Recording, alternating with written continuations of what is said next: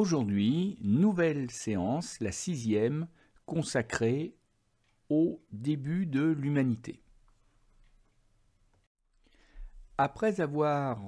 découvert rapidement les hominidés, nos ancêtres, nous allons maintenant faire une sorte de zoom autour des hommes de Totavel. Au cours de cette deuxième partie de séance, nous allons essayer de comprendre donc comment vivaient au quotidien les hommes et les femmes à l'intérieur de la grotte de Totavel, la cône de l'Arago. Voilà, et ça n'est pas une mission si facile. Tout simplement parce qu'on n'est pas encore entré dans l'histoire. Oui, nous sommes dans la préhistoire, donc l'homme n'a pas encore laissé de témoignages écrits. On n'a pas de journaux, de blogs laissés par des hommes de la préhistoire. Donc forcément, c'est un petit peu compliqué de reconstituer l'histoire. D'autant qu'en plus, et ça explique aussi pourquoi la grotte de Totavel a été assez longtemps délaissée, y compris par les amoureux de la préhistoire, c'est parce que dans cette grotte, on ne trouve pas d'art pariétal, autrement dit, on ne trouve pas de dessins rupestres comme on peut les trouver dans les grottes de Lascaux, la grotte de Cosquer ou celle qu'on a étudiée ensemble, la grotte Chauvet. Donc en fait, tout l'intérêt archéologique se trouve dans le sol et même le sous-sol, qu'il faut gratter avec une patience absolument infinie pour exhumer, c'est-à-dire déterrer, ce que les hommes de Totavel nous ont laissé, à commencer par leurs propres ossements.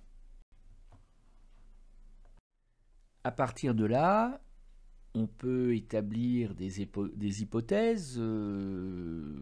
qui ne sont pas nécessairement vérifiées, mais qui sont probables et qui permettent d'obtenir ce genre de dessin, d'exemples de reconstitution de la vie quotidienne à Totavel. Mais ça n'est pas un dessin à valeur véritablement historique, juste une tentative pour rendre concrète des fossiles, des fragments d'os, de bifaces enterrés à même le sol, et évidemment c'est pas facile de leur rendre vie. C'est ce que tente de faire ce genre d'illustration. En fait, on a retrouvé à ce jour, mais les travaux continuent et on creuse évidemment de plus en plus profond, on a retrouvé plus d'une centaine de restes humains, alors pas que des crânes, dans divers niveaux de la grotte, et on sait que au moins une vingtaine d'individus des deux sexes, hommes et femmes, de différents âges, du nourrisson jusqu'à l'adulte âgé, ont vécu et sont morts donc à l'intérieur de la grotte. Et d'ailleurs, il n'y a pas si longtemps, a été retrouvée une dent de lait, ce qui est quand même assez émouvant, et ce qui est la preuve que, vous voyez, il n'y a pas que toi qui aujourd'hui a des dents de lait. Tes lointains ancêtres en avaient aussi. Et peut-être qu'une petite souris préhistorique venait la récupérer quand elle tombait de ta bouche. Alors très clairement,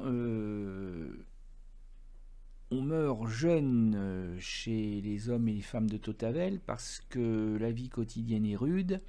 et en particulier parce que les hommes et les femmes de l'époque passent le plus clair de leur temps à une activité qui leur est essentielle, c'est se nourrir. C'est une préoccupation vraiment très importante, parce que on peut pas faire venir des repas par Uber Eats, donc il faut passer beaucoup de temps à la chasse, et la chasse elle-même est dangereuse parce que les animaux ne se laissent pas approcher, certains animaux sont dangereux, hein, je pense par exemple au mammouth, hein, c'est pas facile de s'attaquer à un mammouth parce que les bouquetins qu'on trouve déjà en montagne à l'époque, où les rennes ont, si j'ose dire, leur propre défense, leurs propres armes, hein, notamment des bois, des cornes, qui peuvent être très dangereuses pour les hommes qui les chassent, parce que sans même parler du danger représenté par les animaux, eh bien, comme on est en milieu montagnard, comme il y a des pentes très inclinées, eh bien, ces pentes peuvent provoquer par exemple des éboulis, des chutes qui peuvent se révéler très dangereuses et mortelles, parce qu'en plus, il n'y a pas de médecin, il n'y a pas de médecine, il n'y a pas de SAMU, il n'y a pas d'hôpital, donc toute blessure, toute infection, toute fracture peut être mortelle pour les hommes et les femmes de la préhistoire. Donc, alors par contre, en revanche, le fait qu'il y ait des pentes va aussi aider les hommes à capturer des animaux parce que la plupart du temps, les animaux ne seront pas tués à coups de lances, lances primitives, hein, des saguets, ou à coups de flèches ou à coups de pierre, parce que ça implique d'être très près de l'animal et ça, c'est pas facile. Et puis parce qu'il faudrait d'une grande précision, et ça c'est pas évident non plus, mais en acculant des animaux au sommet de précipices, on les oblige à se jeter dans le vide, et c'est la chute qui va tuer les animaux. Après, il n'y a plus qu'à descendre, rechercher les corps, et à se dépêcher de les récupérer avant que ce soit les charognards, les aigles par exemple, qui viennent vous voler votre repas. Parce que la chasse est une activité dangereuse, épuisante, on a fini par estimer probable que c'est une activité plutôt réservée aux hommes, aux mâles, et que du coup les femelles, enfin les femmes, participaient éventuellement à la cueillette des fruits, des champignons, voilà, mais ne participaient pas ou peu à la chasse des animaux sauvages. Bon, en fait, pour être honnête, on n'en sait rien. Il est probable effectivement que l'instinct maternel faisait que les femmes passaient probablement le plus clair de leur temps à soigner, à élever, à protéger leurs enfants, dont l'espérance de vie était quand même très faible, hein, et je veux dire, on mourait vraiment très facilement et très jeune à l'époque de la préhistoire. Donc on peut penser que les femmes étaient plutôt occupées sur le seuil de la grotte, parce que j'ai oublié de préciser que l'homme de Totavel restait plutôt sur le seuil de la grotte, ne serait-ce probablement que pour profiter de la lumière du jour, et parce que au fond de la grotte, il pouvait y avoir des prédateurs comme les ours des cavernes, donc c'est pas la peine d'aller chercher le danger. Mais les femmes participaient peut-être moins aussi à la chasse, parce que le corps des femmes à l'époque était déjà un peu différent de celui des hommes, hein, femmes un peu moins fortes, un peu moins grandes, voilà. Donc tout cela laisse à penser que la chasse est une activité d'homme, mais en fait, on n'en a absolument pas la preuve. C'est juste une hypothèse. Parce que la chasse est une activité dangereuse, épuisante, on a fini par estimer probable que c'est une activité plutôt réservée aux hommes, aux mâles, et que du coup, les femelles, enfin les femmes, participaient éventuellement à la cueillette des fruits, des champignons, voilà, mais ne participaient pas ou peu à la chasse des animaux sauvages. Bon, en fait, pour être honnête, on n'en sait rien. Il est probable effectivement que l'instinct maternel faisait que les femmes passaient probablement le plus clair de leur temps à soigner, à élever, à protéger leurs enfants, dont l'espérance de vie était quand même très faible, hein, je veux dire, on mourait vraiment très facilement et très jeune à l'époque de la préhistoire. Donc on peut penser que les femmes étaient plutôt occupées sur le seuil de la grotte, parce que j'ai oublié de préciser que l'homme de Totavel restait plutôt sur le seuil de la grotte, ne serait-ce probablement que pour profiter de la lumière du jour, et parce que au fond de la grotte il pouvait y avoir des prédateurs comme les ours des cavernes, donc c'est pas la peine d'aller chercher le danger. Mais les femmes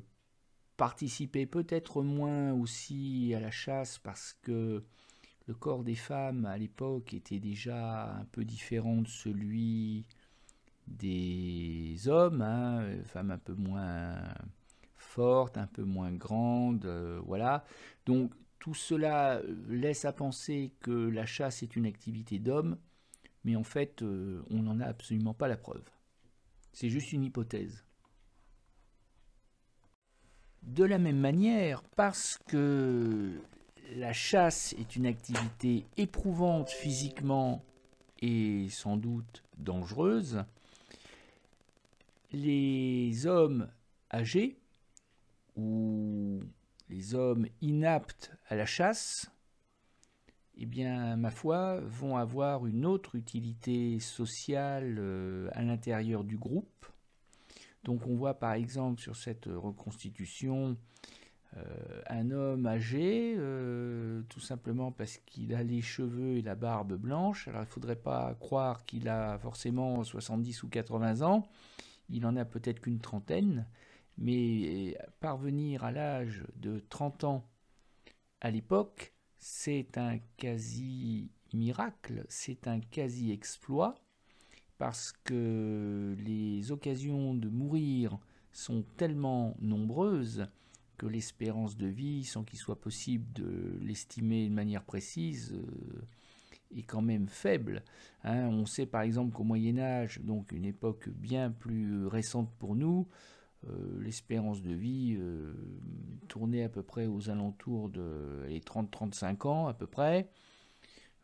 que quand on atteignait 15 ans, on était donc à peu près au milieu de sa vie, ce qui était qu'une moyenne, hein, évidemment. Donc à l'époque de la préhistoire, ça ne devait pas être bien plus élevé, bien au contraire. Et probablement aussi qu'il y avait un partage de la nourriture qui se faisait en fonction de l'utilité sociale de chacun. J'entends par là que les hommes qui ramenaient la nourriture mangeaient davantage de viande que les femmes, que les enfants, que les vieillards ou que les hommes inaptes à la chasse, à moins qu'ils aient une utilité grande pour, par exemple, fabriquer des bifaces, pour fabriquer des objets avec des fragments d'os que l'on casse avec des galets. C'est ce que représente cette illustration. Et jusqu'à une date récente,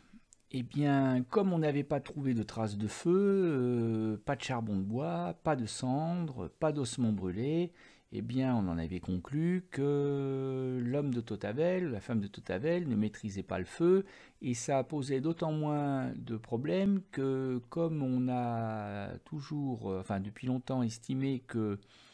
la maîtrise du feu, c'est à peu près aux alentours de moins 400 000, et que l'homme ou la femme de Totavel ont vécu vers moins 450 000, et ben on disait que ben voilà, c'était logique, ils vivaient à une époque où on ne maîtrisait pas encore le feu. Sauf que très récemment, les archéologues ont commencé à mettre au jour sur le chantier de Totavel des traces de feu, et on en vient aujourd'hui à penser que en fait, la maîtrise du feu est sans doute plus ancienne qu'on le pensait, et que en réalité la maîtrise du feu, ça serait pas vers moins 400 000, mais peut-être bien vers peut-être moins 600 000, et que peut-être que l'homme et la femme de Totavel maîtrisaient déjà le feu. Mais là encore, on n'a aucune certitude.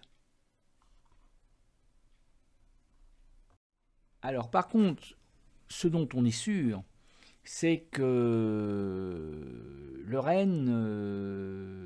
était le gibier préféré des hommes et des femmes de Totavel, et que tu connais peut-être ce proverbe, dans le cochon tout est bon. Bon, ça c'est un proverbe d'aujourd'hui. Eh bien, à l'époque de Totavel, ça devait être dans le renne tout est bon, parce que, comme te l'explique cette illustration, rien n'était perdu. Il faut dire que ça ne devait pas être facile de tuer un renne. Donc, du coup, on ne gaspillait rien chez le renne. Donc, on mangeait évidemment la chair, on buvait probablement le sang. Donc, ça, c'était pour l'alimentation. Mais avec les ossements en particulier, eh bien, on pouvait fabriquer des pointes de saguet, qui sont donc les flèches de l'époque. On devait pouvoir fabriquer des aiguilles à coudre, parce que ces hommes et femmes commencent à se vêtir l'hiver, avec des vêtements évidemment faits maison, ça va de soi. Donc avec aussi la peau du renne, la fourrure qui va servir aussi de couverture pour dormir, pour se chausser, pour constituer aussi des protections pour des cabanes, des huttes, mais également pour fabriquer un peu des sortes de cordelettes avec les boyaux et les tendons. Bref, dans le renne, tout est bon pour l'homme et la femme de Totavel.